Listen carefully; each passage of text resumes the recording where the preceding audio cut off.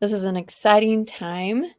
We are soon approaching the Olympics, and what a better way to celebrate that than to have an amazing 3-time Olympic champion with us tonight. Her name is Leah Amico, and before we start talking to her, we're going to jump into this. I'm April Tribe Juke. Welcome to the Beacon of Light podcast. I believe we are all made with light, and light is hope. This podcast brings authors who write stories of hope to all of you. Your journey to be inspired and amplified by these stories starts now. And we're back.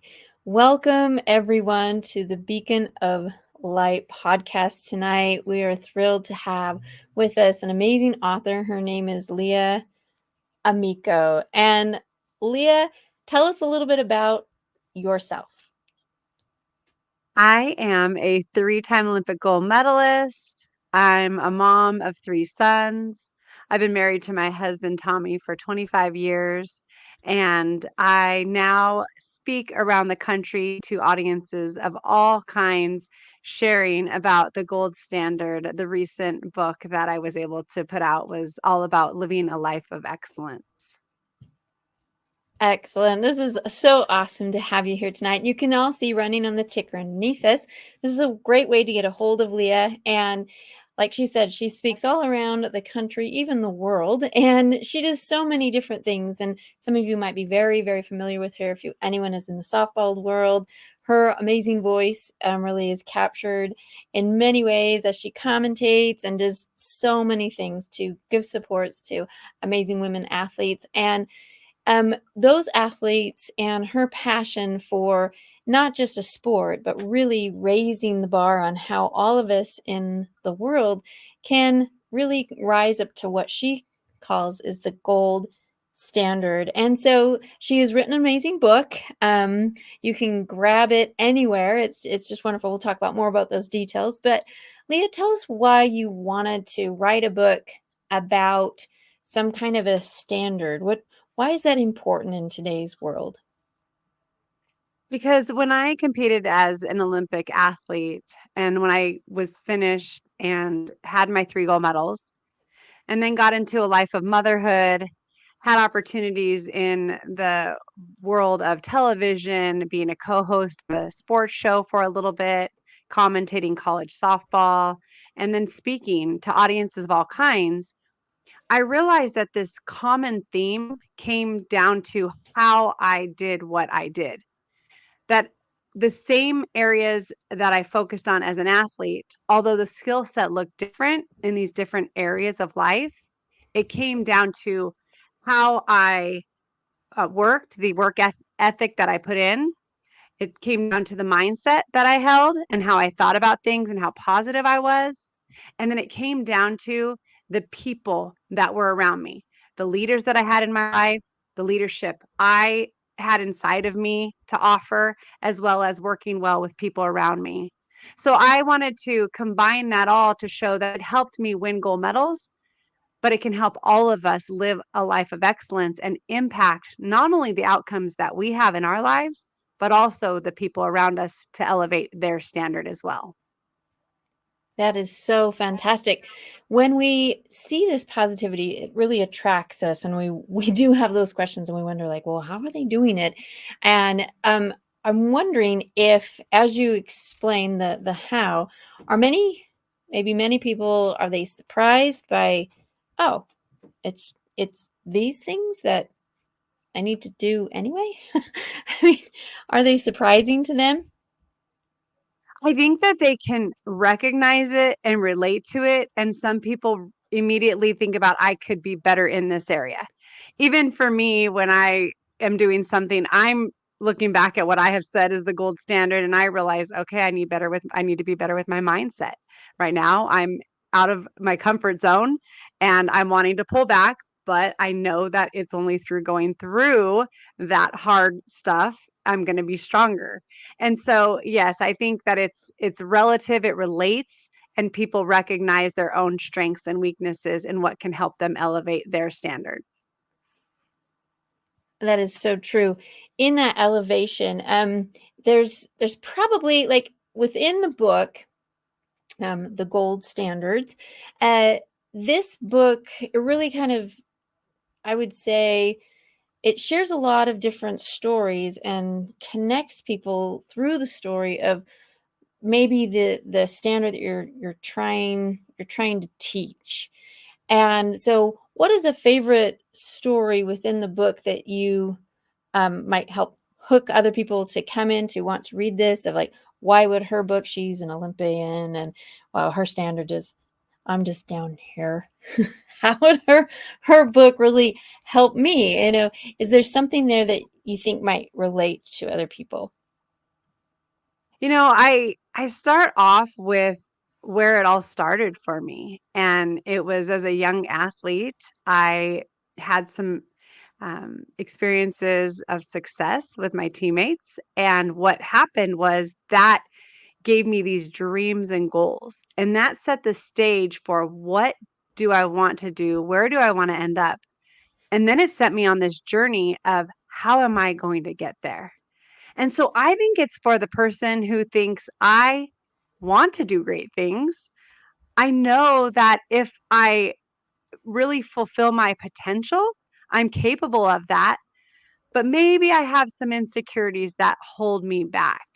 And I talk about that of just the kind of how I got launched, but I also then share stories of mindset and the importance of realizing in those hard moments, like when you want to give up, that's actually where you need to lean in even more and learn whatever you can from it and keep moving forward, because that's, I believe, what caused me to be an Olympic gold medalist, but also which has opened doors to do television uh, later in my life that I would have never dreamt of doing. And so for me, I think it can unlock new doors of opportunities and possibilities for people if they grab this book and they realize, wow, I think I'm overthinking it sometimes.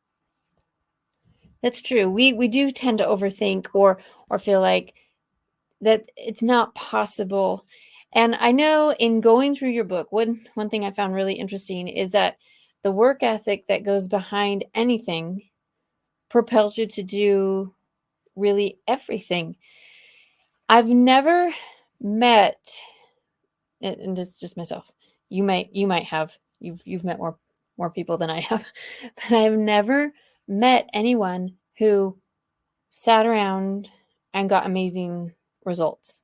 I've I've not like I don't know people who inherit the I don't know anyone like that.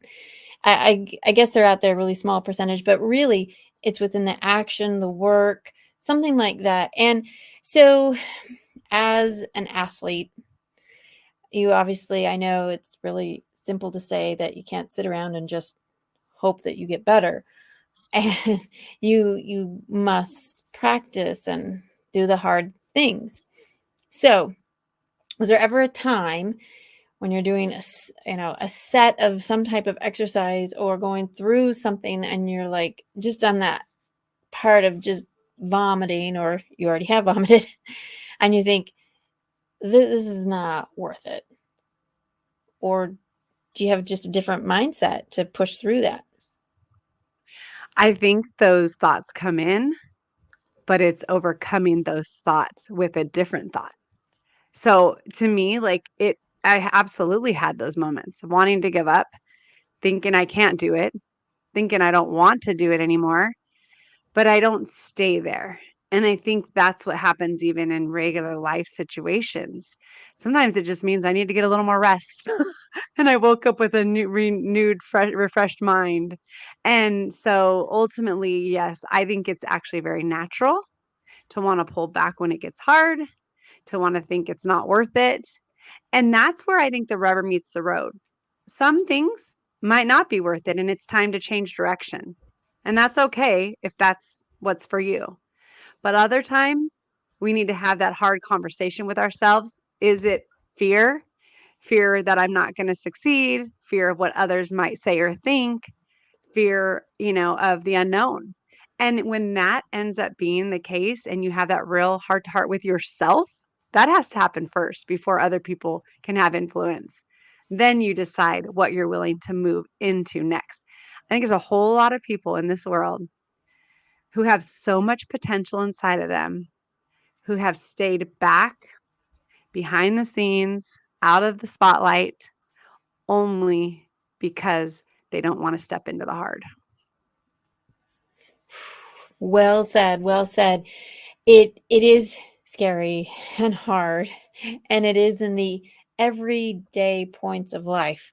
I know I've had many emails back and forth with parents as a teacher, and there are some hard conversations, and there's times where you just have to swallow it and go forward to the best you can. And there's some places where you've done all that you can, and the results have to stay right there. And tomorrow will be a new day, good learns from the opportunity, and good reflection. I think that's part of it. And so can you name off a few of your the 14 ways of, living this excellent life? Can you name off a few of these that would be within the book? Yeah, so it starts off and it's actually 4 chapters, and it's an acronym of GOLD, and G stands for goal setting. O stands for overcoming obstacles, which really is more the mindset part of it. And L stands for leadership qualities. And then D stands for dedication and the commitment that you put in. And so under the goal setting, I talk about setting a clear vision because you need to know where you're going to end up. I talk about surrounding yourself with winners. That's another chapter. And then when you go to overcoming obstacles, I talk about building belief. I really believe belief and confidence can be built upon and can be grown and can be taught. Some people think you either have it or you don't. And then there's the leadership piece, which I talk about communication, right? Being an excellent communicator and how to do that and what that looks like. I talk about leading by example. And then I go to the dedication piece and I talk about staying disciplined. And then I talk about enjoying the journey because so many people only focus on outcomes, and that dictates emotions and feelings and sometimes thoughts that it's not worth it or they can't or they're a failure. And the very last chapter is called Finish Strong. And I talk about being on the podium the 3 different times and how that was the final experience. And there was no guarantee by living all those other 13 values that that would be the outcome. But no matter the outcome, we could have held our heads high because we knew that we did everything in our power. And then the results had to take care of themselves. That was out of our control. And so our job was to focus on how we did what we did, how well we worked together, and the mindset that we showed up with. The results ended up being gold medals for us, but I've seen how that's not always the case in my personal life. I just have to take control of what's in my ability to control. That's really true. The ability to control what you can control. And a lot of that starts not with other people. Sorry, shocker. Has to start right here with yourself. The mindset, the actions, the will you wake up and, go on that walk or that run? Will you finish off that pile of laundry, or will you just let it keep getting bigger? I need a bigger couch. No, something like that, right? So we really have to decide, make up our minds to know, okay, so the results that I'm getting right now are not really working. So something has to change. And the dream about or the wish-aways never really work. So I know that you competed in college. You started off like all of us. You pick up the bat, you put on the glove, and you just start. And then things move into club and to high school and so on and so forth and college. So with every passing year, hopefully the intent is to improve, to get better. And with that, the experience comes with it, where you have I would say deep reflection upon these types of things, like, where is my mindset? Where am I going with this? Was there ever a time where you got caught up within the moment of the heaviness or the problems and got lost in that sea? Or were you someone that you could realize this is just a now thing, but the goal is here? What's more of your attitude and mindset? I think as I matured, I was able to move through it quicker. I think early on, I was a very emotional player. I won a lot, but I, worked really hard, but I lost also, and I had bad games. And I think over time, I learned to take the lesson quicker, whereas I sat in my emotions of what happened longer, probably the beginning of college. I can remember one time walking off the field after a really bad game, and I was really frustrated. My team won, that's what mattered most. But I immediately looked over at one of our fans who was always at our practices, our games. He loved to watch us compete. And his name was Steven. And he has the biggest smile on his face and he wants to give me a high five. And he's sitting there in his wheelchair in his mid 20s, only a few years older than me. And in that moment, that was a lesson I learned that I kept with me the rest of my life and the rest of my playing career. It was all about perspective. I was frustrated and mad because I wanted to do well. And that part is okay. But how long I was going to let it sit there was going to make the difference. And suddenly, that perspective of he gets joy from watching me out on that field, the fact that I can run around those bases, it's a blessing. It helped me shift my perspective quicker. And so I think when things got really heavy, I would tend to do that. Eventually, my last Olympic years, my 3 years of training, I was a mom. That changed my perspective a little.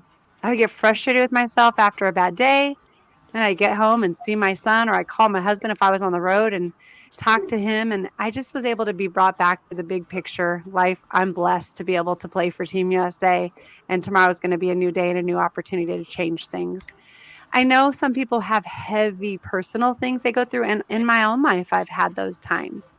But what I realized is that same mindset and perspective, and for me, also my faith in God is what helps me to go back to the foundation of what really matters in life.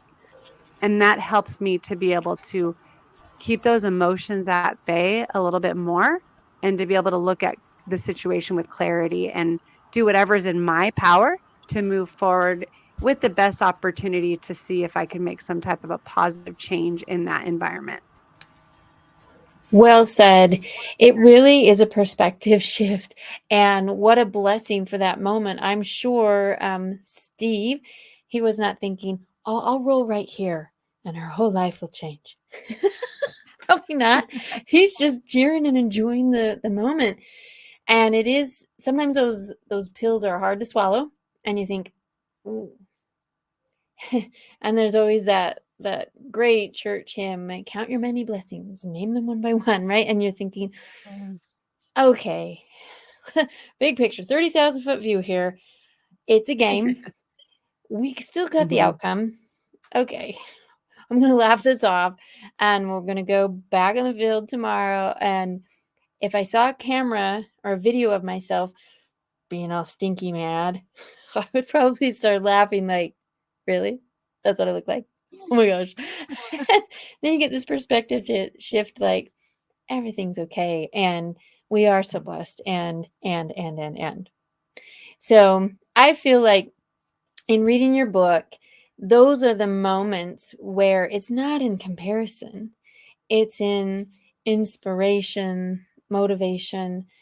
It for myself when I read things like that, I look and examine my life and do something where this was her challenge, XYZ. These are my challenges, XYZ. Her actions were these. Huh. I've done a few of those actions too. I wonder what the difference is. Oh, she kept going. I think I've sat back. Okay, well, maybe tomorrow I'm going to go a little further than I did today, right? It's just these little points that when we can shift it, the gold standard, I think, is always there, but maybe our focus gets, distracted over here. And the standard is still here and we're distracted here. And if we look back and go, I might be even closer than I was thinking, or just doing a little tweak. Oh, I'm back on track, right? And that really helps you to live that life of excellence. And I think it's amazing.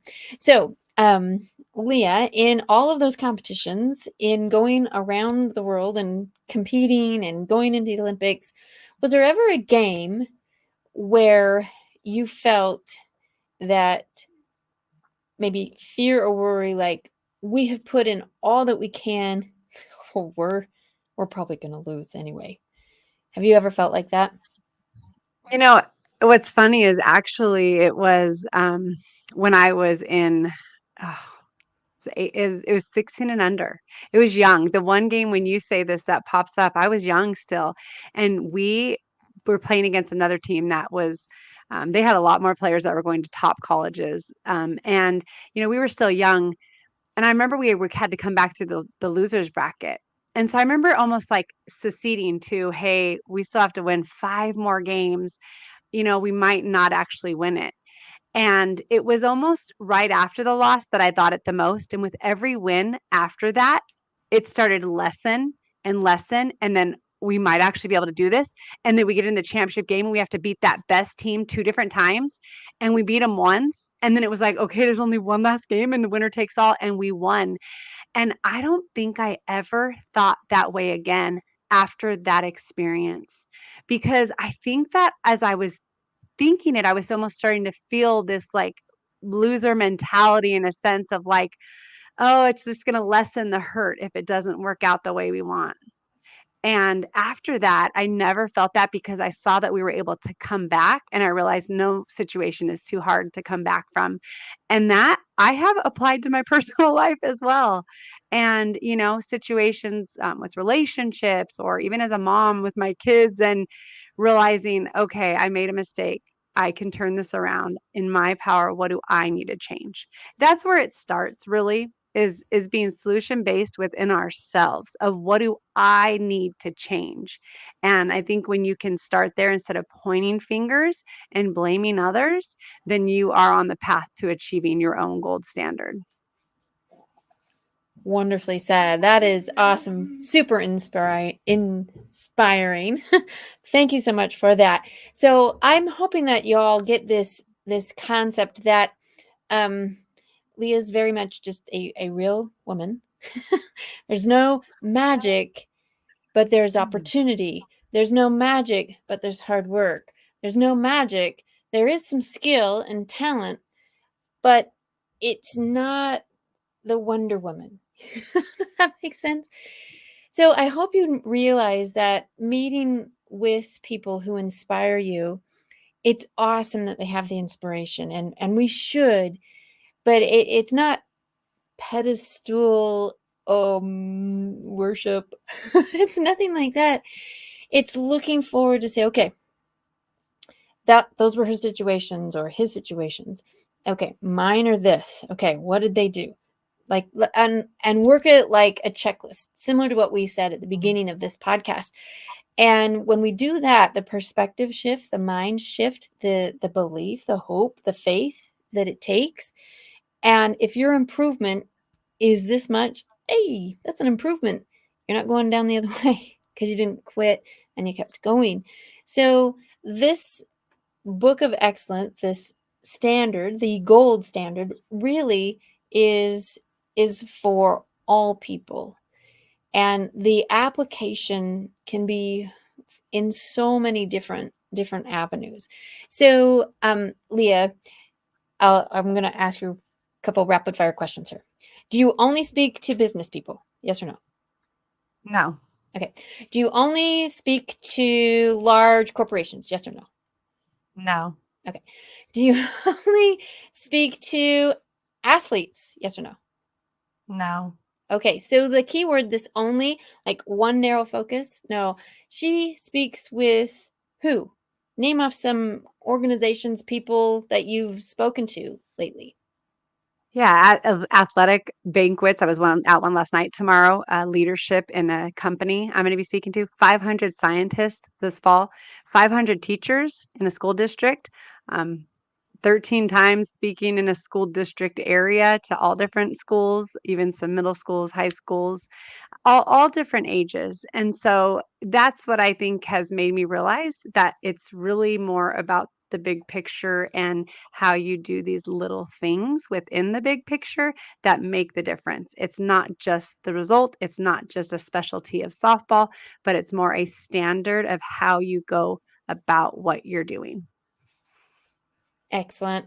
And so that application of wherever, if you are the mom doing the homeschooling, if you are the mom working two jobs to keep things going, if you are the dad that needs to find somebody to inspire your team, Miss Leah Amico has this concept through many years of practice, experience, competition, hard learns, big losses, big wins, that really understanding what the standard is, all can reach it with whatever is going, is happening within their own lives.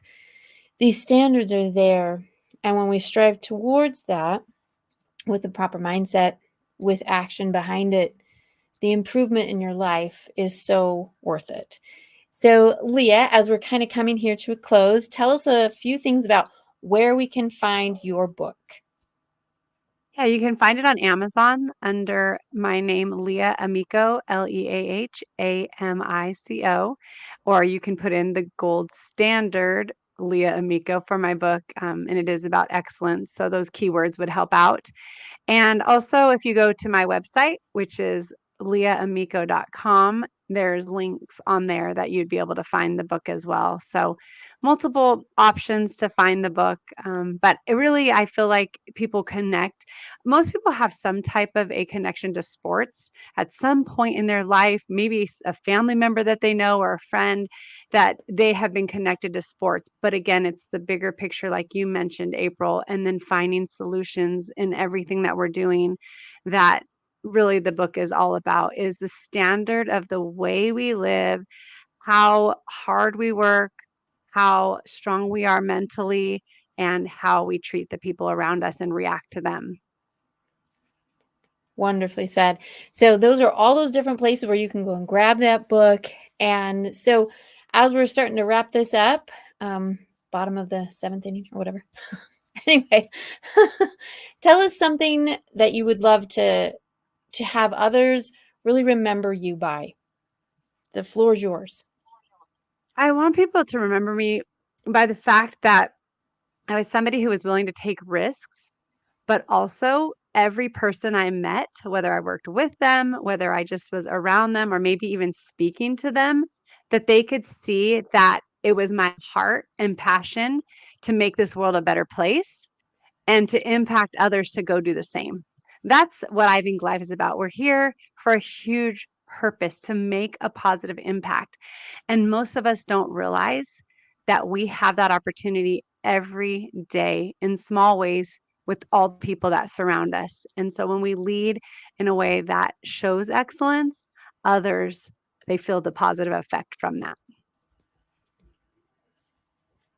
Wonderfully said. And I love, as a teacher, I love how you go around to districts and teach, because that speaking opportunity and inspiration is so needed.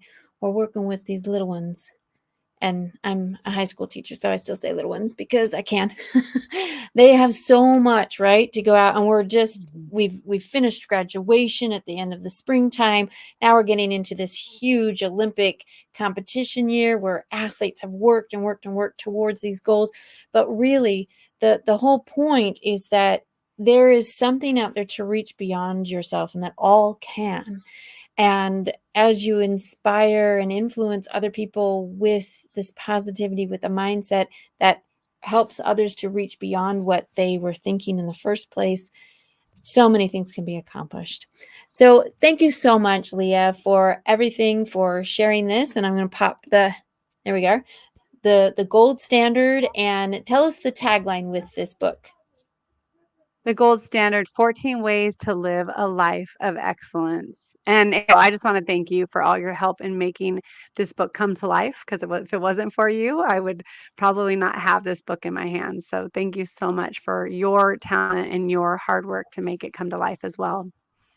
Well, thank you for that. Yes, it's been a really fun project to work on, and I appreciate that. But everyone, go out there, grab a copy. This is great summer reading time, and really enjoy this and reach beyond what you've been doing, and not as extra pressure, but just it might be a little tweak that you need within your life to think, I was on the right track, and I just needed a little fine tuning right here, or whoa, all right, we're changing everything, sister. This is, we're going this way. And that is wonderful. And I hope one day that I can bring you out to my district. I would love my people to share in this gold. I think it is Yes. awesome. Wonderful. That Well, would be thank you everyone amazing. for being here as a part of the Beacon of Light podcast tonight. And we will talk to you soon next week. See you, everybody. Bye-bye.